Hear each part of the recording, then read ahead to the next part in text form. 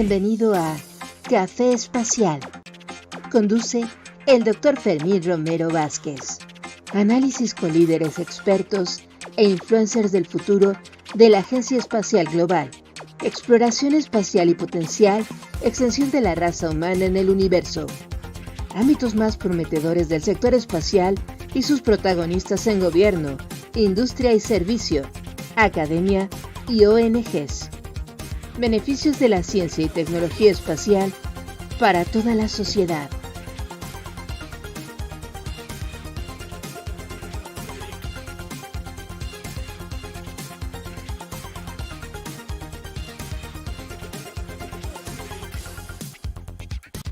Desde tierra firme,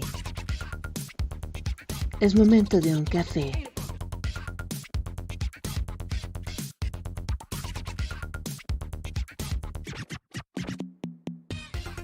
Café Espacial. Hola, ¿qué tal amigos? Buenas tardes, nuevamente viernes de Café Espacial. Aquí estamos pues ya con un nuevo invitado, inaugurando una nueva etapa con el doctor Peter Martínez. Él es nuestro primer invitado especial anglófono con el que vamos a hacer esta entrevista y esta charla en inglés. Brevemente lo introduciré en español y después me moveré al idioma inglés. Él es el primero de muchos otros expertos en los temas espaciales, que pues lamentablemente no tienen un acercamiento con nuestra lengua, pero que están muy interesados en aportar y sumar a los hispanohablantes, y yo por eso le doy la más cordial bienvenida a Peter.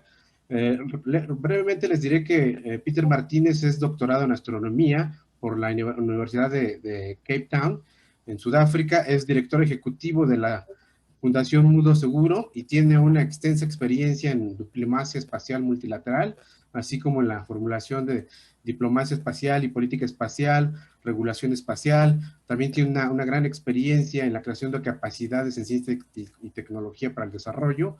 De 2011 a 2018, él presidió el subcomité, la COPUOS, que es la Comisión de las Naciones Unidas sobre el Uso Pacífico del Espacio Extraterrestre, así como el Working Group de sostenibilidad a largo plazo de las actividades en el espacio, y así como la negociación y el consenso de las líneas directrices para promover la seguridad y la sostenibilidad en el espacio, en las operaciones espaciales. También es miembro de la Academia Internacional de Astronáutica, del Instituto de Derecho Espacial, de la Royal Astronomical Society, y profesor honorario de la Universidad de Cape Town, así como autor de múltiples publicaciones en tópicos del espacio, sobre todo en sostenibilidad espacial, astronomía, investigación espacial, derecho espacial y política espacial. Bueno, pues ahora con su permiso me muevo al idioma inglés y le damos la más cordial bienvenida a Peter. Hi Peter, this is Fermín Romero. Thank you for having you. Long time ago we haven't seen you. Very often we met at Vienna at the COPUOS meetings in the United Nations venue. But this time I'm very pleased to have you here in Café Espacial. I'm going to introduce you very briefly, and then we move to the talk. Thanks to be with us. Peter Martínez is a PhD in astronomy has a PhD in astronomy from the University of Cape Town. He's executive director of the Secure World Foundation. He has an extensive experience in multilateral space diplomacy, space policy formulation, and space regulation. He also has an extensive experience in capacity building in space science and technology, and in workforce development.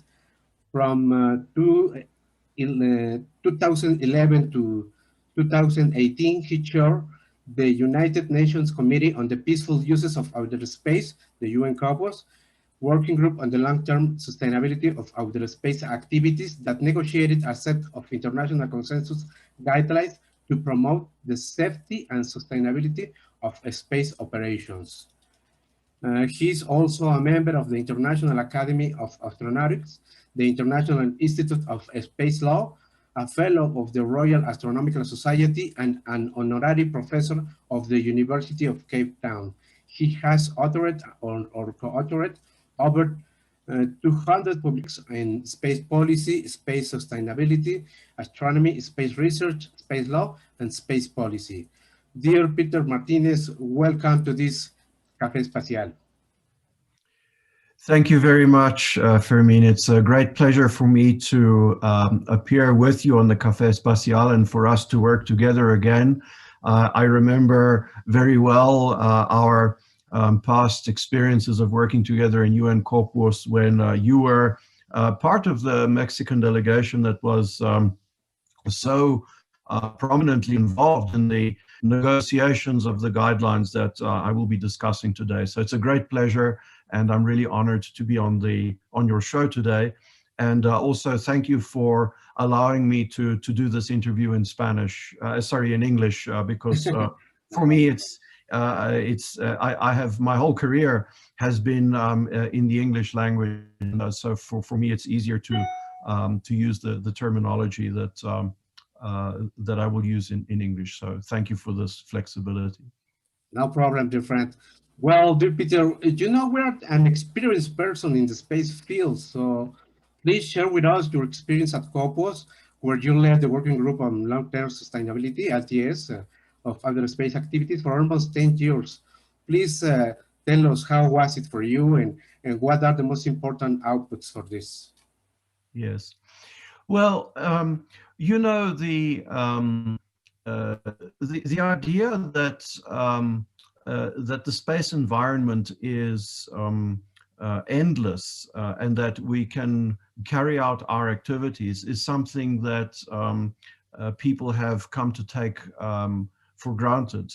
You know, we are so used to all the benefits of space activities in our daily lives that most people are really unaware that all these satellites that are sending us information and services that we rely on are actually operating in quite a fragile environment. And so the UN has been concerned with space activities from the earliest days of the space age because, as you can imagine, any kind of space activity is by its very nature an international activity. And so the UN set up already in the early days of the space age a committee to deal with these questions of space activities, particularly international collaboration in space and also the peaceful uses of outer space. And this committee over the years has been the leading international forum to discuss questions of cooperation in the peaceful uses of outer space. And it has also been the leading body for creating international space law. Now, in the early 2000s, it became increasingly clear to many of the space nations that the space environment was becoming increasingly congested with a lot of non-functional satellites, upper stages of rockets, and other things that were not delivering any useful services to people on the ground. And so the UN started to discuss the questions of how to address these problems.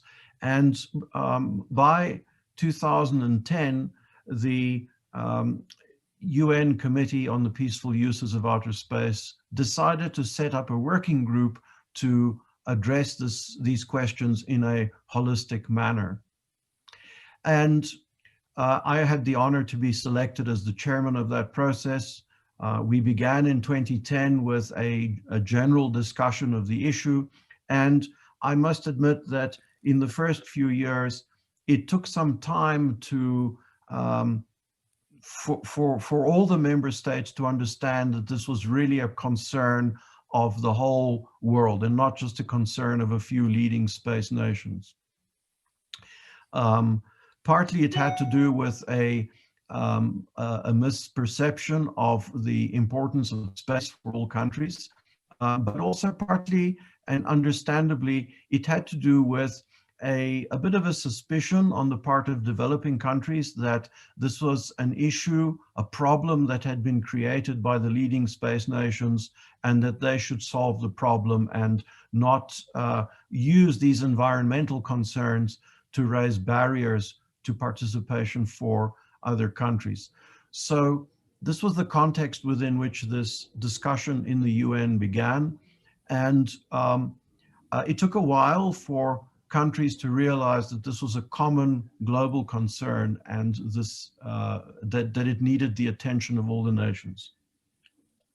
We then began a discussion of the process, and we established a number of working groups, including one that was chaired by Mexico, or co-chaired by Mexico, that dealt with the connection between the Earth's environment and the space environment.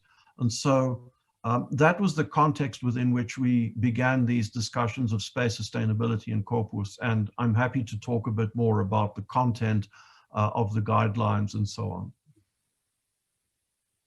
Yes, well, what we know that there are 21 guidelines which are very important in the different fields of the space activities. And what, in your view, what are the most important, or which are the most who has most potential in the current situation of the space sustainability, the space awareness? What do you think are the best or the better guidelines? Well, there are 21 of these guidelines, and quite apart from the fact that the UN was able to agree on these, I think that the most important benefit of this process is that we now have a shared understanding among the all of the member states of this committee of the importance of space sustainability and the idea that this is an issue of common global concern. The guidelines are grouped into 4 categories. The first is deals with policy and regulatory matters. So these guidelines address the need to set up national regulatory frameworks for space activities, to govern space activities, and also the importance of states authorizing and supervising space activities so that we don't have a situation where anyone can just do anything they want in space without the supervision of a national government. The second lot of guidelines deals with the safety of space operations, and these are guidelines that deal with very practical matters, such as providing updated contact information of satellite operators, or improving the accuracy of information that is available on the orbits of satellites, or even space debris objects. There are also guidelines that deal with the sharing of information for safety, such as space weather information and so on. And then there are some guidelines that deal with international cooperation to promote space sustainability. So the guidelines all deal with different facets of space sustainability, and it is if you want to single out guidelines that are particularly important, I would say they are all important in one way or another, and many countries are beginning to implement these guidelines in their national regulatory and space governance frameworks to the extent that they can. Yes, yeah. Well, when you finish this work at the UN Corpus, you moved to the Secure World Foundation, and then over there you organize or you work for the 2019 Secure World Foundation Summit for the Space Sustainability. What can you tell us about this important summit in Washington? Well, this summit was an opportunity to bring together stakeholders from many different disciplines that have some kind of connection with the topic of space sustainability. So we brought together government officials, senior personalities from industry, from academia, and so on, and from the military as well, to discuss the various facets of space sustainability. The discussions were wide-ranging, and I think provided a very good opportunity for American audiences to sort of gain an international perspective on how some of these questions are perceived by their international colleagues and vice versa. The summit was very fruitful. The discussions were very fruitful. We then organized a subsequent summit in 2020, but because of COVID, that was a virtual event. Nevertheless, those discussions were also very informative, very productive. And we also had, during that summit, we had interesting developments, such as the announcement by the NASA Administrator Bridenstine about the request for proposals for the procurement of lunar regolith. That was something that came out contemporaneously with our summit. We are again planning to hold a summit this year in the June timeframe, and we again hope to have stimulating discussions on a number of topics that are pertinent to space sustainability. Ultimately, our vision is to take the summit internationally, to have it hosted in different parts of the world so that it can benefit from different perspectives on topics of space sustainability in different regions. But of course, that will have to wait for after COVID, when we can all travel again. We are going to move to a short break for some messages from our sponsors. But in the second block, we're going to talk about a little bit more on this.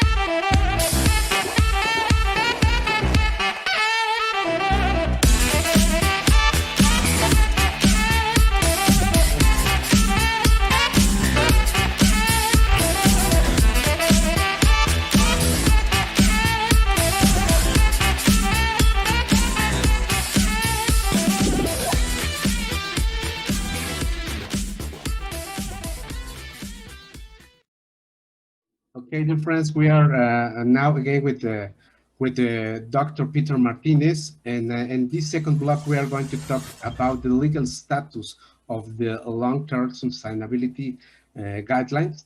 So please, Peter, tell us what is the current legal status of these guidelines for the space activities?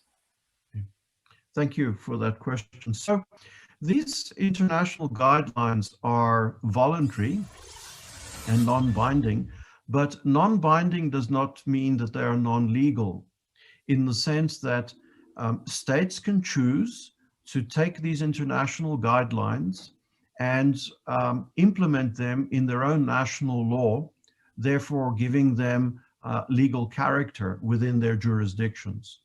And indeed, some countries have chosen to do this. We had, before these guidelines, there were other United Nations guidelines on, for example, space debris.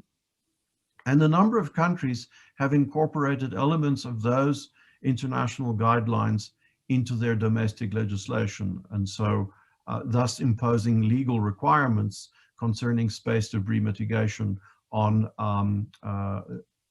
applications for licensing of space activities carried out in their jurisdictions.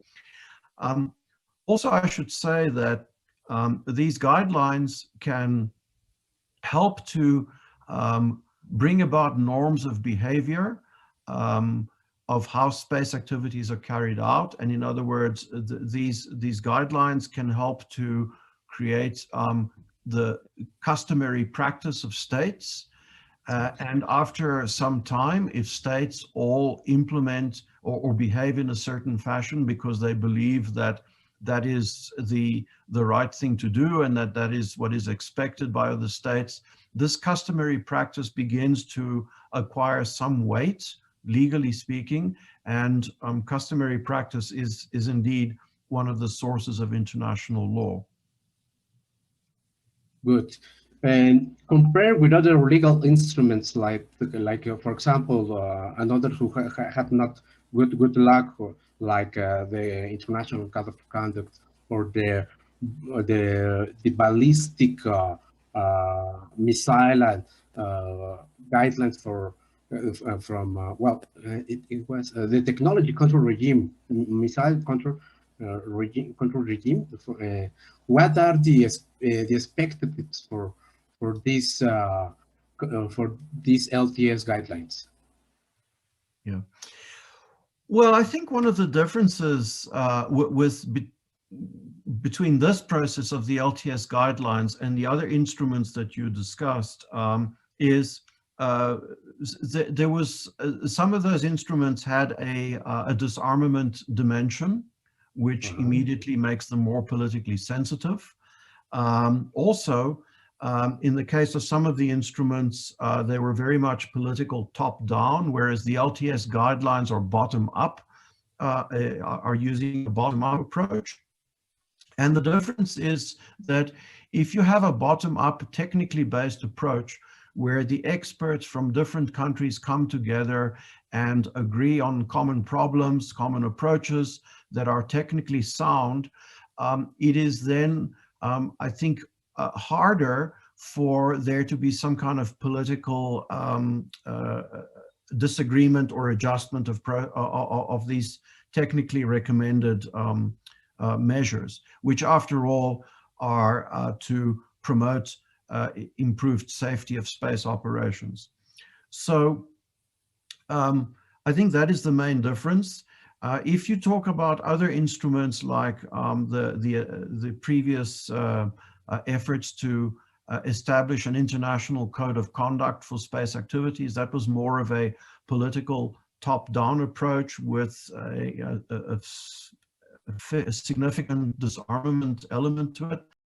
And I think the problem there is that there are very different views among different countries as to which kinds of instruments are appropriate for dealing with questions of space security. There are some countries that have the view that these should be legally binding instruments, not voluntary instruments like the guidelines.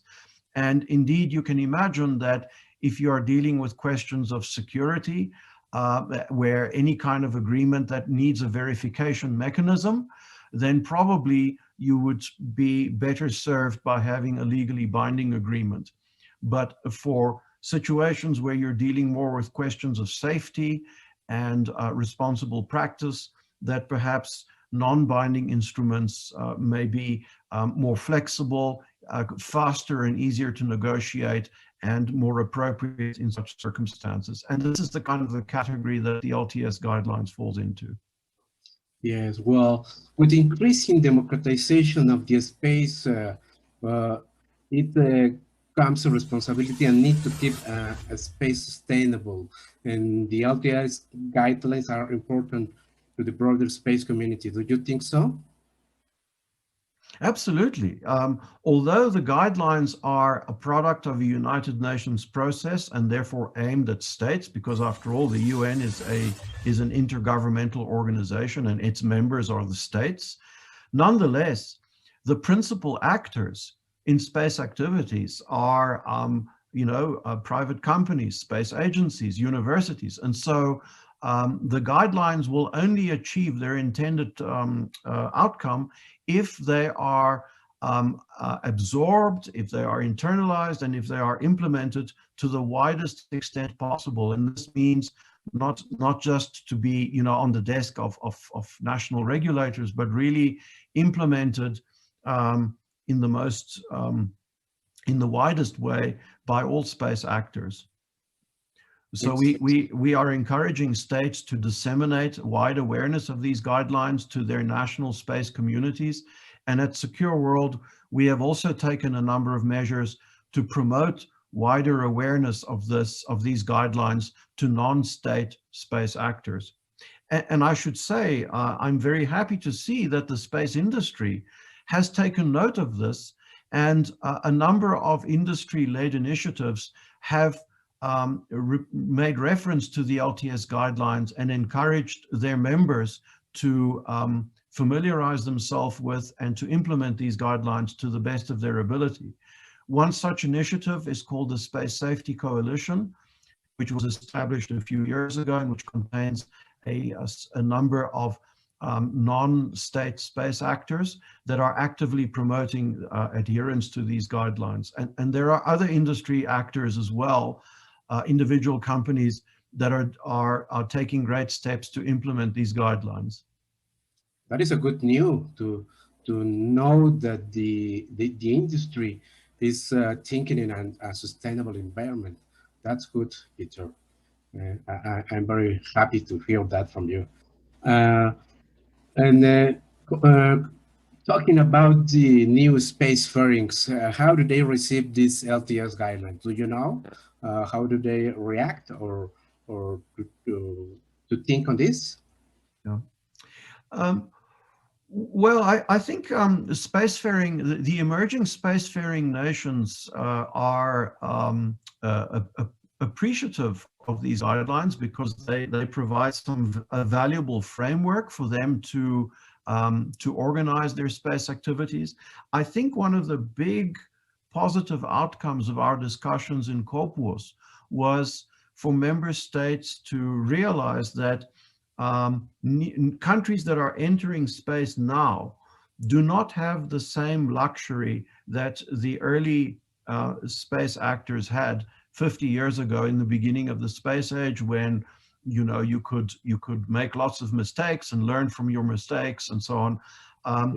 Of course, making mistakes in space activities is very expensive, but also it raises concerns about space sustainability. So I think that this common awareness that the space environment is fragile has meant that there is now more clear guidance about how you should set up space activities in a sustainable way, but also a greater understanding that the experienced space actors have a responsibility to share their acquired experience in the safe conduct of space activities with emerging space actors, so that they don't have to make the same mistakes and learn the same lessons that were learned 50 years ago. So this is a benefit to everybody.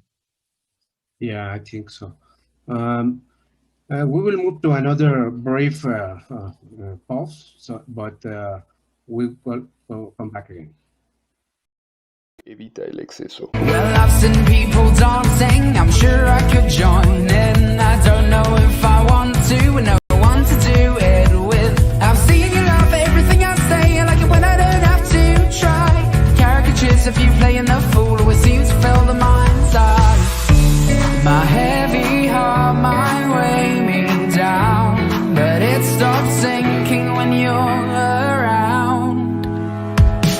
When you talk, I'll talk the talk you talk. Okay, we are again with Dr. Peter Martinez, and in this third block, we are talking about very briefly this is a very important report that the Secure World Foundation produces every year, and it has been during the last years an important document, and I'm talking about the 2021 Global Control Space Capabilities and Open Source Assessment. What can you tell us about this, dear Peter? Thank you for the question. So we were inspired to produce this document by what we saw as a concerning proliferation of counter space activities. So let me explain what I mean.